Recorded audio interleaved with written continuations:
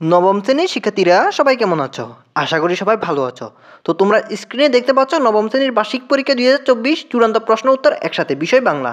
তো আজকের এই ভিডিওতে নিয়ে এলাম নবম শ্রেণীর বার্ষিক পরীক্ষা 2024 সালে চূড়ান্ত প্রশ্ন উত্তর একসাথে, এবং ধীরে ধীরে এই চ্যানেলটিতে সকল শ্রেণীর সকল বিষয়ের এভাবে প্রশ্ন উত্তর আপলোড দেওয়া হবে পরীক্ষার আগে। তো যারা যারা পরীক্ষার আগে প্রশ্ন উত্তর পেতে চাও তারা চ্যানেলটি অবশ্যই সাবস্ক্রাইব করে রাখো, যাতে আমি সেগুলো ইউটিউবে আপলোড দিলে তোমাদের কাছে নোটিফিকেশন পৌঁছে যায়। আশা করি বুঝতে পেরেছো। তো আমরা নবম শ্রেণীর বাংলা বিষয়ের চূড়ান্ত প্রশ্ন উত্তর দেখি।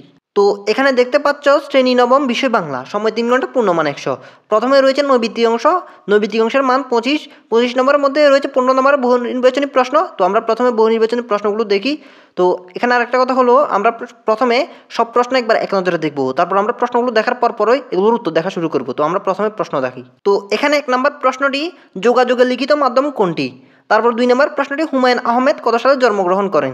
তারপর 3 নম্বর প্রশ্নটি, রবীন্দ্রনাথ ঠাকুর কত সালে মৃত্যুবরণ করেন? তারপর 4 নম্বর প্রশ্নটি, 2 বিঘা জমি কবিতায় উপেন চরিত্রের যেসব বৈশিষ্ট্য ফুটে উঠেছে, তো নিচের কোনটি সঠিক? তো এগুলোর উত্তর আমরা কিছুক্ষণ পরে দেখব। তারপর এখানে একটি অনুচ্ছেদ দেখতে পাচ্ছ, এই অনুচ্ছেদটি থেকে 5 ও 6 নং প্রশ্নের উত্তর দিতে হবে। তো 5 নম্বর প্রশ্নটি, উদ্দীপকের বাপটি তোমার পঠিত কোন গল্পে ফুটে উঠেছে? তারপর 6 নম্বর প্রশ্নটি, উদ্দীপকের সঙ্গে সাদৃশ্য গল্পের মূল বিষয় হলো, তো নিচের কোনটি সঠিক? তো এগুলোর উত্তর আমরা কিছুক্ষণ পরে দেখব। তারপর 7 নম্বর প্রশ্নটি, প্রত্যুত্তরপ্রকার গল্পটি লেখকের কোন গ্রন্থ থেকে নেওয়া হয়েছে? তারপর 8 নম্বর প্রশ্নটি, প্রত্যুত্তরপ্রকার গল্পের কথকের সর্বাপেক্ষা প্রিয়স্থান কোনটি? তারপর 9 নম্বর প্রশ্নটি, কতটুকু জমির উপর হাবিবুর রহমান ফলের গাছ লাগিয়েছেন?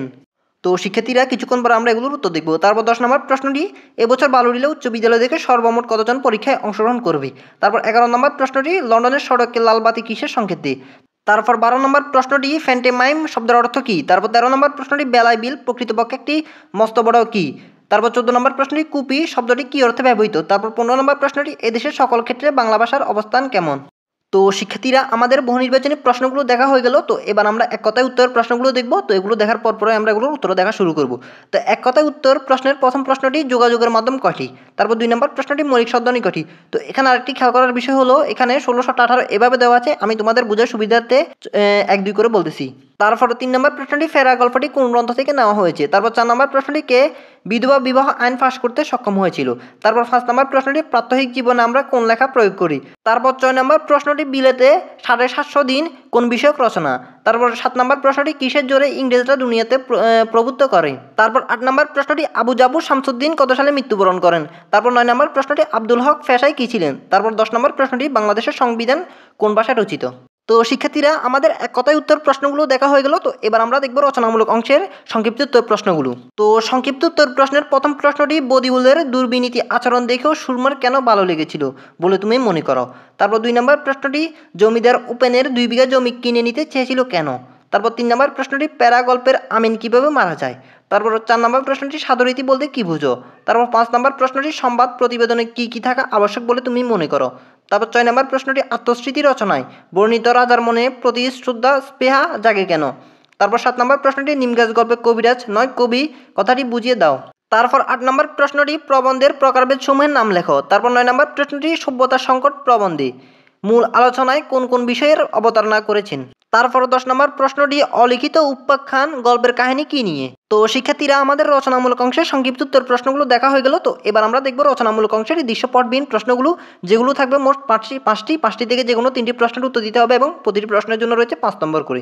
তো দৃশ্যপটবিহীন প্রশ্নের প্রথম প্রশ্নটি, প্রত্যুফকার গল্পটি কোন ভাষারীতিতে লেখা? এমন ভাষারীতি কি বর্তমানে কোথাও ব্যবহার হতে দেখেছ? তারপর দৃশ্যপট নির্ভর প্রশ্নের 2 নম্বর প্রশ্নটি, তথ্যমূলক রচনায় শ্রেণী আলোচনা করো। তারপর 3 নম্বর প্রশ্নটি, প্রশাসনের ভাষা এবং উচ্চশিক্ষার প্রধান মাধ্যম হিসেবে লেখক বাংলাকে গ্রহণ করতে বলেছেন কেন? তারপর দৃশ্যপটবিহীন প্রশ্নের 4 নম্বর প্রশ্নটি, নিচের বাক্যগুলোর অর্থ ঠিক রেখে বিপরীত শব্দ বসাও। তো এখানে ক নাম্বার রয়েছে, বিষয়টি রবিউলের অনুকূলে নেই। তারপর খ নাম্বার রয়েছে, তিনি শক্ত মনের মানুষ। তারপর ঘ নাম্বার রয়েছে, কথাটি সত্য নয়। তারপর ঘ নাম্বার রয়েছে, লোকটি কৃপণ। তারপর ও নাম্বার রয়েছে, কাজটি যৌথভাবে করো। তারপর 15 নম্বর প্রশ্নটি, অর্থাৎ দৃশ্যপটবিহীন প্রশ্নের 5 নম্বর প্রশ্নটি, আজ ব্যক্তিক পারিবারিক সাম্প্রদায়িক জাতিক রাষ্ট্রিক জীবনের লড়াই যুদ্ধই জীবনের জয় পরাজয় নির্ধারণ করে, উক্তিটি বিশ্লেষণ করো। তো শিক্ষার্থীরা, আমাদের রচনামূলক অংশে দৃশ্যপটবিহীন প্রশ্নগুলো দেখা হয়ে গেল। কিছুক্ষণ পর আমরা এগুলোর উত্তর দেখব। তো আমরা এবার দেখব রচনামূলক অংশে দৃশ্যপট নির্ভর প্রশ্নগুলো। তো দৃশ্যপট নির্ভর প্রশ্নের প্রথম প্রশ্নটি, এখানে একটি অনুচ্ছেদ দেখতে পাচ্ছ। তো অনুচ্ছেদটি পড়ে তোমাদের ক এবং খ নম্বর প্রশ্নের উত্তর দিতে হবে, যার জন্য রয়েছে 8 নম্বর। তো এখানে ক নম্বর প্রশ্নটি, আবির পত্রিকায় যে লেখাটি পড়েছে সেটি কোন ধরনের লেখা? এ ধরনের লেখা উদ্দেশ্য কি? তারপর খ নম্বর প্রশ্নটি, ধরো আবির পঠিত লেখাটি তোমাকে লিখতে বলা হলো, এ ধরনের লেখা লিখতে হলে কোন কোন বিষয়ে খেয়াল রাখতে হবে? তো শিক্ষার্থীরা দৃশ্যপট নির্ভর প্রশ্নের 2 নম্বর প্রশ্নটি, এখানেও একটা অনুচ্ছেদ দেখতে পাচ্ছ। তো আমরা ক আর খ নম্বর প্রশ্নটা দেখি। তো এখানে ক নম্বর প্রশ্নটি, উল্লেখিত ঘটনার কোন মাধ্যমে যোগাযোগ স্থাপিত হয়েছে? যোগাযোগের এই মাধ্যমটি সম্পর্কে যা জানো তা লেখো। তারপর খ নম্বর প্রশ্নটি, উল্লেখ্য ঘটনায় যে মাধ্যমে যোগাযোগ করা হয়েছে সেই মাধ্যমে কি তুমি কখনো যোগাযোগ করেছো? যদি করে থাকো তবে অভিজ্ঞতা বর্ণনা করো। তো শিক্ষার্থীরা আমাদের দৃশ্যপট নির্ভর প্রশ্নের 3 নম্বর প্রশ্নটি, এখানে একটি অনুচ্ছেদ দেখতে পাচ্ছ। তো আমরা ক আর খ নম্বর প্রশ্নটি দেখি, যেহেতু আমরা কিছুক্ষণ পরে এগুলোর উত্তর দেখব। তো এখানে ক নম্বর প্রশ্নটি, অনুচ্ছেদের ঘটনাংশে রিনি ও রুবেলের পড়ার মধ্যে বা পড়ার বিষয়ে সাদৃশ্য কোথায় ও কিভাবে? এ ধরনের কোনো কোনো প্রকারভেদের সাথে তুমি পরিচিত। তারপর খ নম্বর প্রশ্নটি, অনুচ্ছেদের ঘটনায় যে ধরনের সাহিত্য বা লেখার কথা বলা হয়েছে সে এরকম একটি লেখা বা গল্প প্রস্তুত করো। তারপর দৃশ্যপট নির্ভর প্রশ্নের 4 নম্বর প্রশ্নের ক খ প্রশ্নগুলো হলো, উদ্দীপকে ব্যাকরণিকভাবে শব্দের বিভিন্ন প্রকার বলতে কত প্রকার প্রতি ইঙ্গিত করা হয়েছে? প্রত্যেক প্রকারের সংজ্ঞা লেখো। তারপর খ নম্বর প্রশ্নটি, প্রত্যেক প্রকার শব্দের একটা করে উদাহরণ দিয়ে চিহ্নিত করে দেখাও। তারপর দৃশ্যপট নির্ভর প্রশ্নের 5 নম্বর প্রশ্নের ক খ প্রশ্নগুলো হলো, তো এখানে একটা অনুচ্ছেদ দেখতে পাচ্ছ। তো আমরা তো যেহেতু কিছুক্ষণ পরে এগুলোর উত্তর দেখবো, তো আমরা শুধু প্রশ্নগুলো দেখি। তো এখানে ক নম্বর প্রশ্নটি, কবিতাংশে নিম গাছ গল্পের কোন দিকটি ফুটে উঠেছে ব্যাখ্যা করো। তারপর খ নম্বর প্রশ্নটি, কবিতাংশে তরু এবং নিম গাছ গল্পের নিম গাছ তথা গৃহবধূর করুণ অবস্থাটি বিশ্লেষণ করো। তারপর দৃশ্যপট নির্ভর প্রশ্নের 6 নম্বর প্রশ্নের ক খ প্রশ্নগুলো হলো, তো এখানে অনুচ্ছেদ দেখতে পাচ্ছ। তো আমরা ক খ প্রশ্নগুলো দেখি। তো এখানে ক নম্বর প্রশ্নটি, অনুচ্ছেদে উল্লেখিত যুদ্ধের মনোভাবের করুণ সভ্যতার সংকট প্রবন্ধের আলোকে ব্যাখ্যা করো। তারপর খ নম্বর প্রশ্নটি, অনুচ্ছেদে প্রতিফলিত যুদ্ধের মনোভাব থেকে উত্তরণের উপায় অনুচ্ছেদ ও সভ্যতার সংকট প্রবন্ধের আলোকে নিরূপণ করো। তো শিক্ষার্থীরা আমাদের দৃশ্যপট নির্ভর প্রশ্নের 7 নম্বর এবং সর্বশেষ প্রশ্নটি হলো, তো এখানে একটা কবিতা রয়েছে। তো আমরা কবিতাটা পড়বো না, কারণ আমরা কিছুক্ষণ পরে এগুলোর উত্তর দেখব। তো এখানে ক নম্বর প্রশ্নটি হলো, উপরের কবিতাংশটি নিমগাছ গল্পের গৃহকর্ম নিপুণা বোটার কোনো দিক প্রতিফলিত করে কি? মতামত দাও। তারপর খ নম্বর প্রশ্নটি, উপরের কবিতাংশের কবি এবং নিমগাছ গল্পের লেখক বনফুল দুজনের সমাজের নারীর অবস্থানে ব্যতীত বিশ্লেষণ করো। তো শিক্ষার্থীরা আমাদের দৃশ্যপট নির্ভর প্রশ্নগুলো দেখা হয়ে গেল। তো এরই মধ্যে আমাদের প্রশ্নপত্র দেখার পর্বটা শেষ করলাম। তো আমরা এবার শুরু করব উত্তরপত্র দেখা, অর্থাৎ এতক্ষণ যে প্রশ্নগুলো দেখলাম এবার আমরা এই প্রশ্নগুলোর উত্তর দেখব। তো সরাসরি চলে যাই উত্তর পর্বে। তো শিক্ষার্থীরা তোমরা সরাসরি দেখতে পাচ্ছ আমরা উত্তর পর্বে চলে এসেছি। তো আমরা প্রথমে বহু নির্বাচনী প্রশ্নের উত্তর দেখি। তো বহু নির্বাচনী প্রশ্নের প্রথমটির উত্তর হলো ঘ, নোটিশ। তারপর 2 নম্বর প্রশ্নের উত্তর হলো ঘ, 2012। তারপর 3 নম্বর প্রশ্নের উত্তর হলো ঘ, 1941 সালে। তারপর 4 নম্বর প্রশ্নের উত্তর হলো ক, 1 ও 2। তারপর 5 নম্বর প্রশ্নের উত্তর হলো খ, ফেরা। তারপর 6 নম্বর প্রশ্নের উত্তর হলো খ, 1 ও 3। তারপর 7 নম্বর প্রশ্নের উত্তর হলো গ, আখ্যান মঞ্জুরি। তারপর 8 নম্বর প্রশ্নের উত্তর হলো ঘ, ড্যামাস্কাচ। তারপর 9 নম্বর প্রশ্নের উত্তর হলো ঘ, 2 একর। তারপর 10 নম্বর প্রশ্নের উত্তর হলো ঘ, 115 জন। তারপর 11 নম্বর প্রশ্নের উত্তর হলো ঘ, থেমে যাওয়ার। তারপর 12 নম্বর প্রশ্নের উত্তর হলো ক, মূকাভিনয়। তারপর 13 নম্বর প্রশ্নের উত্তর হলো ঘ, হাউট। তারপর 14 নম্বর প্রশ্নের উত্তর হলো ঘ, প্রদীপ। তারপর 15 নম্বর প্রশ্নের উত্তর হলো ঘ, অপ্রতিদ্বন্দ্বী। তো শিক্ষার্থীরা আমাদের বহু নির্বাচনী প্রশ্নগুলোর উত্তর দেখা হয়ে গেল। তো এবার আমরা দেখব এক কথায় উত্তর প্রশ্নগুলোর উত্তর। তো এক কথায় উত্তর প্রশ্নের প্রথম প্রশ্নটির উত্তর হলো 3টি। তারপর 2 নম্বর প্রশ্নের উত্তর হলো 7টি। তারপর 3 নম্বর প্রশ্নের উত্তর হলো নামহীন গোত্রহীন। তারপর 4 নম্বর প্রশ্নের উত্তর হলো ঈশ্বরচন্দ্র বিদ্যাসাগর। তারপর 5 নম্বর প্রশ্নের উত্তর হলো প্রায়োগিক লেখা।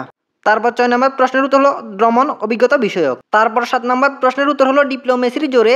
তারপর 8 নম্বর প্রশ্নের উত্তর হলো 1988 সালে। তারপর 9 নম্বর প্রশ্নের উত্তর হলো সাংবাদিক ও সাহিত্যিক।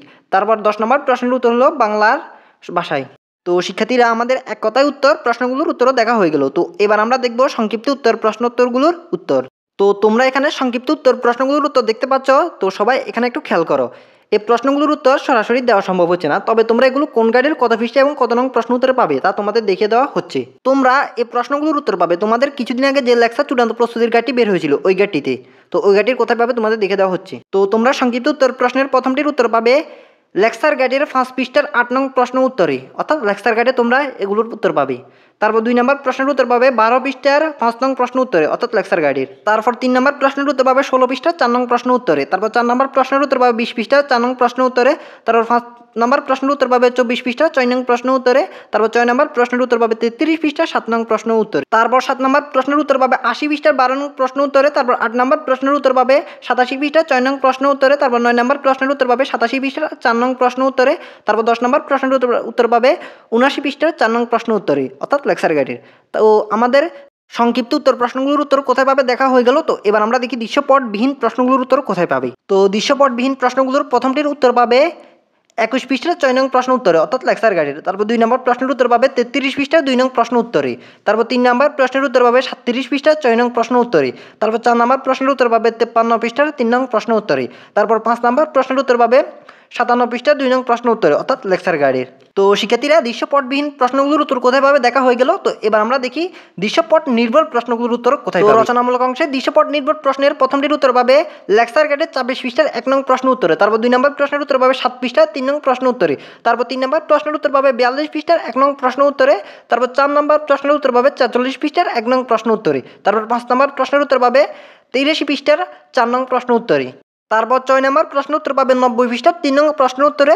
তারপর 7 নম্বর প্রশ্নের উত্তর পাবে 84 পৃষ্ঠার 5 নং প্রশ্ন ও উত্তরে। তো নবম শ্রেণীর শিক্ষার্থীরা, আশা করি তোমাদের এই বাংলা বিষয়ের প্রশ্ন উত্তরগুলো ভালোভাবে দেখে দিতে পেরেছি এবং আশা করি তোমাদের মনে আর কোনো ধরনের প্রশ্ন থাকার কথা নয়। তবু যদি থেকে থাকে তাহলে আমাকে অবশ্যই কমেন্ট বক্সে তোমাদের প্রশ্ন জানাতে পারো।